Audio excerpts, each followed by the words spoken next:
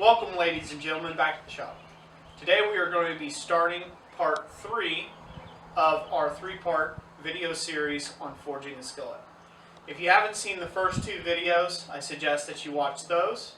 You can find those with a link in the description down below, and I will also put them at the end screen on the little annotation cards there for you to take and click on one of those, and you can go watch the beginning of the videos in the video series. So today we are going to be going over the final finish work, which will be the assembly work and the seasoning of the skillet itself in preparation for use. So thank you all for dropping by today, and we'll get started. Okie doke, here at the workbench, as you can see, we got our handle forged from video 1 in the video series, and now we've got our skillet all cleaned up. There's a video where I did pickling, and I showed how, and in that video I showed a little bit of cleaning this up. In that video, if you want to go over that, it pretty much goes how that you would think. Essentially, you just want to clean off all the scale and get it prepped down to a nice clean surface. If you have interest in watching that video, there should be a note card right about here. You guys can take a look at that video if you need to reference that, and I will also put a link down in this description for that video. Anyways, so this is our final product from the forging video, and today we're going to assemble it. So that is what we're going to work at today, is to get our pan assembled. As you can see, this is starting to shape up to be quite a pretty skillet, I think. So, things to point out. What we're going to go over first is we're going to go over how to lay out your holes, how to mark out your holes. This has already been done on the forged handle side of things. So we're going to lay out the holes onto the skillet, drill our holes, and then we are going to take and rivet the handle to the pan itself. So, hopefully you guys can see this in the video. Okay. So, I use, I believe these are 1/2 inch long, or it might be 3/8 long by 1/4 inch round diameter rivets. These are factory made rivets. I bought these at a, pretty much like a blacksmith guild kind of meeting thing. They're just in a whole bunch of tin cans with a bunch of other different size various rivets. I believe you can find these at Blacksmith's Depot. I've seen them there because I'm running a little short, so I'm probably going to go there to buy them myself here shortly. But anyways, they might be a good source for rivets. I don't know where else. You guys can leave a comment if you know of another good source for rivets, for blacksmiths and whatnot. If you don't have rivets, or you don't have commercially bought rivets, you can get by with a 3/8 inch long, or a little longer, probably about a 1/2 inch long piece of 1/4 inch rod.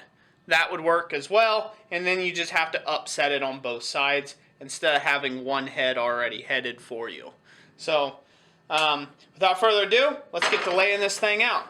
Alright, so to lay out these holes, you're going to want to take and flip your pan upside down. And then you want to, I roughly just aim, you could try to find a center line or this or that. I just mainly look, I eyeball it. It's close enough usually on a radius or a circle to find the center point. And what we're going to do here is we are only going to mark one hole. That's it. We're going to mark one hole, and then we're going to drill that hole out with a 1/4 inch drill bit, and then we will rivet just that one side. Reason for that being is, for anybody who's done a lot of rivet work, is when you're taking and riveting something down, it expands the metal a little bit. As you squeeze that rivet down into the hole there and everything's getting tightened up, it's displacing the metal. Well, when it does that, your holes will misalign, or it'll grow one way or the other. on it. And then what you'll end up having is you'll have one hole that's perfect and you've got it riveted, and the other hole you've got like a half moon in it, or barely half a hole into it. And that's bad, because once you drill a hole into steel like that, well, it's gone. The steel's gone, so you can't put it back. So I use a black Sharpie marker, and I just go right in there and draw a black dot, just like so. Nothing to it. You could take the time to try to center punch mark this. I usually don't, because since this handle's not locked and steady in one place, that hole is just kind of relative for the most part. You don't want to travel too far down the pan if your drill bit skates a little, and you don't want to go too far up the pan, because then you won't be tight on that shoulder. So pretty much as long as you keep it in line with this, you're okay. If it goes a little one way or the other, to the left or the right, it's not going to make a difference. So we'll go over to the drill press and we'll drill this. Alright, here at my drill press, I've got it chucked up with a 1/4-inch drill bit. This here is just a little soft top tool with a piece of wood that's screwed on from underneath, that raises it up off of my vise, my XY axis vise. What this does is this allows me to bring this lip in here parallel with that cutting surface there, or horizontal, perfectly horizontal. If I didn't have that, it might kick the pan up at an angle like so, and you don't want the pan to come like so. What that'll do is allow the bit to chase one way or the other. So we want that to be nice and flat. In wood, it's just nice. It extends the wear time on the drill bit, just having a wood backer versus drilling into a solid steel block that you may find with something like that. Also, if you get it to a point where it's this bad and that comes out on the edge of a hole or something, when it comes down, it can snap that drill bit off right inside the hole. So I prefer not to do that. So we'll kick this on, get our dot lined up, go easy at first, and then let it have it.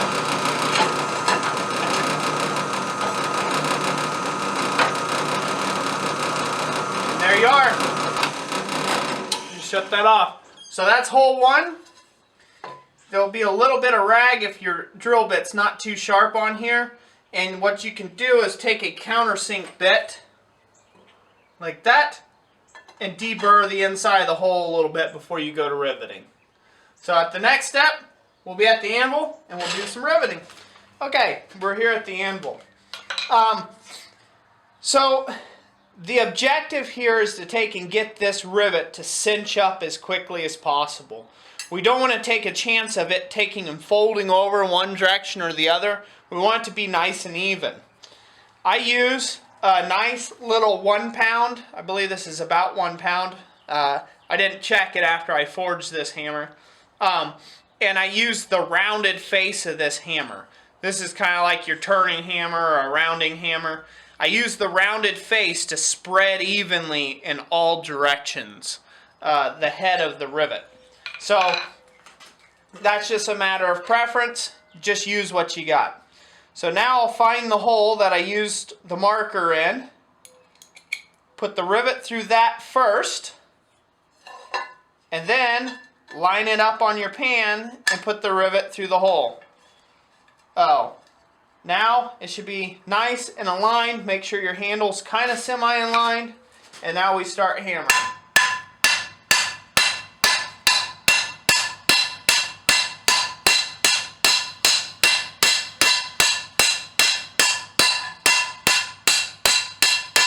Don't get too carried away with this just yet, because remember, we've got another one to do yet. So this is the stage where you can say, hey, the pan's a little crooked, I need to straighten it.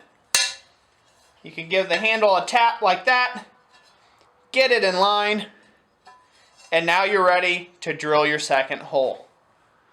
So I'll go ahead and drill that hole, and then I'll be back at the anvil, and we will take and get the second rivet in it, and then we will move on to the actual seasoning process.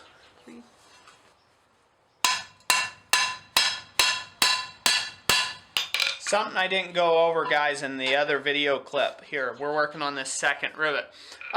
Something I didn't go over is your first several hammer blows, you want to be good, solid, setting hammer blows. And then you can start getting into all the finessey business of spreading out the head more. But your first good, solid couple whacks need to be good, solid hammer blows. So, we'll continue.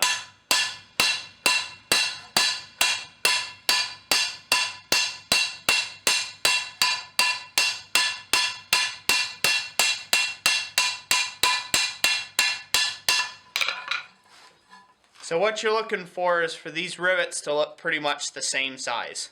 So you just kind of watch, whatever you forged your first one to, try to spread this to about the same head dimension. And that's not coming off there ever.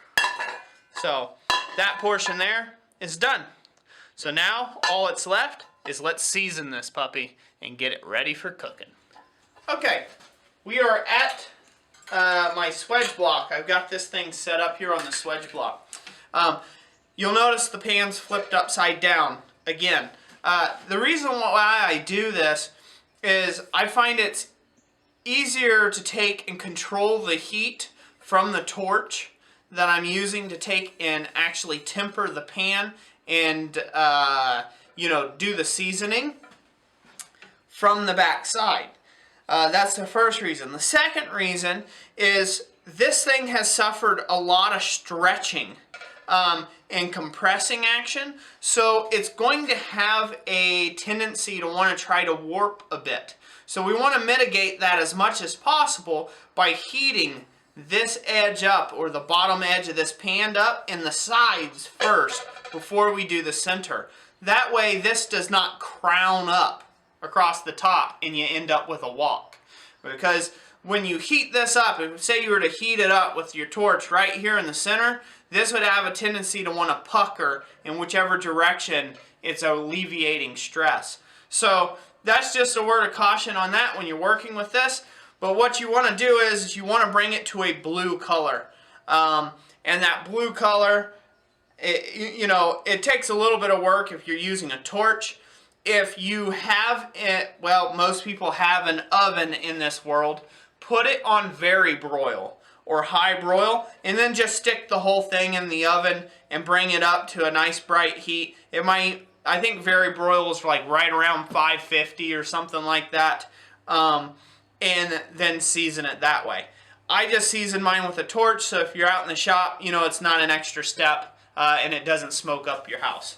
So I'll get the torch lit and then we'll be back in a second. Okay, so there's not any particular order.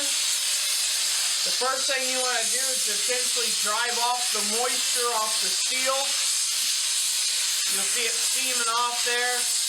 And on the surface of the steel, you'll actually be able to see the moisture run away from the heat and steam off. Once that steams out of there, it doesn't take too much longer and it'll start bluing up on you. Once it gets to a blue, I use coconut oil to season my pan. You can use canola oil, you can use vegetable oil to season them, whatever is your preference. I don't suggest motor oil, it tastes bad. For those of you who are paying attention, that's a joke. Just throwing that out there, seeing if you're awake. So, yeah, I know. That's why I'm a blacksmith and not a comedian. So, anyways, as you can see, the blue's starting to happen, hopefully, in the camera there. My wife is shaking her head yes. She decided to give me a hand during this process. I don't know where I'd be without this woman in my life. She makes me want to be a better man. But enough of that sappy stuff. That's not what you're here for. You're here to see me season a pan. So once I get the sides where I want them, then I come to the center and try to heat it up a little bit and get it to the same blue color. It's not a necessity, but it just looks better. We'll shut this off now. We don't need it anymore. Oh, and now I use a rag, or I use these shop towels that you can find. They're like mechanic shop towels. They're like a blue paper towel, like a really heavy-duty paper towel. I use them to take and grab my coconut oil with. So we'll flip it over. You can see how pretty that looks, hopefully. And then you just rub in the coconut oil and you season the pan with it. So it's going to smoke off a whole lot. A lot of times I will have a nice, I will actually have a fan running when I'm doing this, blowing the smoke away. That's preferable. As you can see, if this was in your house, it'd smoke you right on out of there. Your wife wouldn't be too happy. Your kids would be choking. Cops would be called. Firemen would show up. It would be a bad time. It'd be a memorable time, but it'd be a bad time. Once again, that was another joke. Anyways, don't know if everybody's getting that. My wife's kind of chuckling behind the camera, but she's used to my goofiness. So after I use up the rag like that to take and get the coconut oil in there, I try to wipe off the excess. If I would be shipping this to a customer, I would leave a little excess coconut oil on there, just to protect the steel during transit, just in case they don't get around to it right away of opening it. But there you have it. So now that's a seasoned forged frying pan. That's the finished frying pan. I'll put a picture at the end of this video of it in its completed form. As you'll notice, it's not as dark as a cast iron frying pan. And the reason for that being is this is just what you would consider a light seasoning. It's something that I believe his name was Jeffrey B. Rogers. He's a culinary fanatic. You can find him on Instagram. He wrote a really nice article about our pan. We sent him one, and he loved it. And he's kind of a leading expert on cast iron skillets and whatnots. And anyways, he loved our pan. He wrote up a really nice thing about it. But he had mentioned that it was lightly seasoned. And me just getting into making these, I didn't know what lightly seasoned meant. I didn't know if that was a good thing in the write-up or a bad thing. And it was kind of more of a mute point, really. Because at a lightly seasoned, food won't stick to it, but it doesn't have that really deep seasoning that, you know, protects it from all harm like great-grandma's pans used to have. And if your great-grandma or your grandma was like my grandma, she would have skinned you alive if you would have took and washed her skillet with soap and water. I'm not sure how healthy that is. Maybe that's why I have problems to this day. I don't know. But she, swear to you, she never once used, she just heated it up and whatever bacon grease was in there from the night prior or the week prior, well, that's what was in there. And she just fried you up another egg or a hash brown or something like that. Never really did get changed out. So, these will darken with time, so get used to how pretty they are. They do darken up. I use these every day in my own personal kitchen. We moved away from Tefal or Teflon coated pans. But I could go on and on about the benefits of just using a steel pan. But the main benefit is you forged it yourself. And how cool is that? So anyways, enough of me rambling. Thank you all for watching. Thank you to all my loyal subscribers. I appreciate you all so much. You guys have a blessed day, and thank you for watching.